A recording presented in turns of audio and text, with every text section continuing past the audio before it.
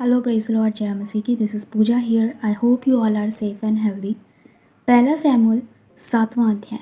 ये वो अध्याय है जहाँ पर अभी तक इज़राइल पर कोई राजा नहीं हुआ था, क्योंकि अभी तक इज़राइल पर परमेश्वर ने न्याय ठहराए हुए थे.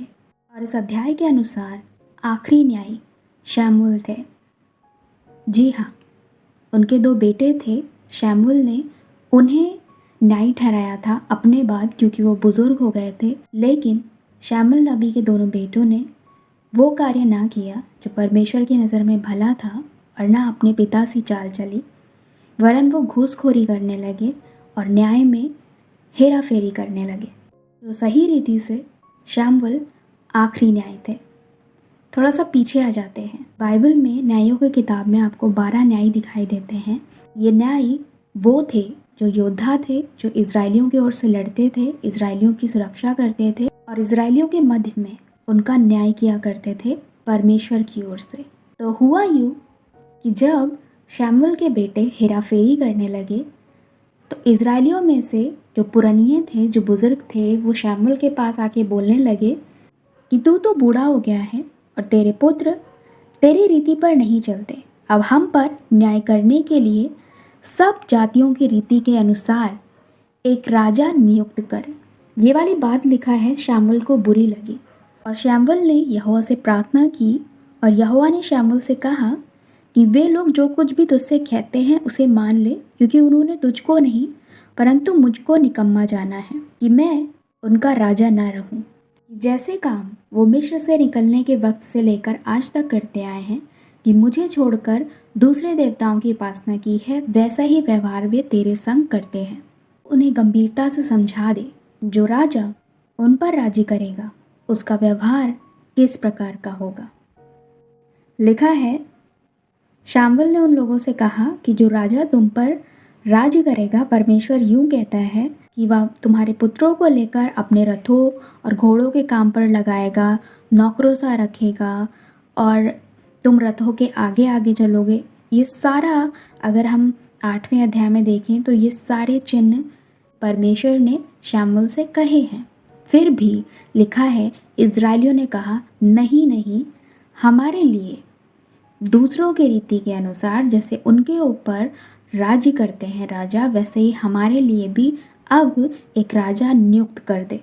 मतलब कि तब तक आशूरी, पलिस्ती और जितने भी राज्य थे या जितनी भी कौमें थी, जाति थी, उन सभी के राजा थे, पर इज़राइल पर अभी तक कोई राजा नहीं था. तो ये इतिहास में पहली बार होने वाला था कि इज़राइलियों पर एक राजा हुकूमत करने वाला था. परमेश्वर को छोड़ के उन्होंने एक मनुष्य को अपने ऊपर हुकूमत करने के लिए चुना, और वो राजा और कोई नहीं वरन शाऊल बना, जो कि बिन्यामीन गोत्र के कीश का, जो कि एक सूरमा था, उसका पुत्र था. शाऊल के नाम का अर्थ होता है मांगा हुआ. बाइबल बताती है कि पूरे इज़राइल में उस वक्त उससे खूबसूरत सुंदर कोई ना था, और वो इतना लंबा था कि यदि कोई और मनुष्य उसके सामने खड़ा होता था तो वो सिर्फ उसके कंधे तक ही पहुंच पाता था. बाइबल में ये बहुत ही रेयर देखने को मिलता है कि किसी की खूबसूरती की तारीफ की जा रही हो. पहला शमूएल 9वां अध्याय 3 पद. जब शाऊल के पिता कीस की गदहियाँ खो गईं, तो उसने अपने पुत्र और सेवक को ये कहकर भेजा कि जाओ और गदहियों को ढूंढ कर लेकर आओ. तब लिखा है कि वे एप्रेम के पहाड़ी देश और एलीशा देश होते हुए गए, परंतु उन्होंने उन गदहियों को ना पाया. तब वे शालीम नामक देश से होकर गए, वहाँ भी ना पाया. फिर बिन्यामीन के देश में, परंतु गदहियाँ वहाँ पर भी ना मिली. जब वे सूफ नामक देश में पहुँचे तो शाऊल ने अपने सेवक से कहा कि चल अब लौट चलते हैं, कहीं मेरा पिता गदहियों की चिंता छोड़कर हमारी ही चिंता ना करने लगे. तब उसके सेवक ने कहा कि इस देश में परमेश्वर का एक जन रहता है जिसका बड़ा ही आदर मान है. चल उससे चलकर पूछते हैं कि हमें किस पथ की ओर, किस मार्ग की ओर जाना चाहिए. तब शाऊल ने कहा, ये तो भली बात है, लेकिन उसके लिए हम क्या लेकर चलें, क्योंकि जो रोटियां थी वो भी काफ़ी हद तक ख़त्म हो चुकी हैं और कुछ ऐसी वस्तु नहीं है जो हम उसे भेंट दे सके। तब उसके सेवक ने कहा कि मेरे पास 1 शकेल चांदी की चौथाई है, हम उसे देकर उससे पूछेंगे कि हमें किधर की ओर जाना चाहिए। शाऊल ने कहा, चलो उस नगर को चलते हैं जहाँ परमेश्वर का जन है।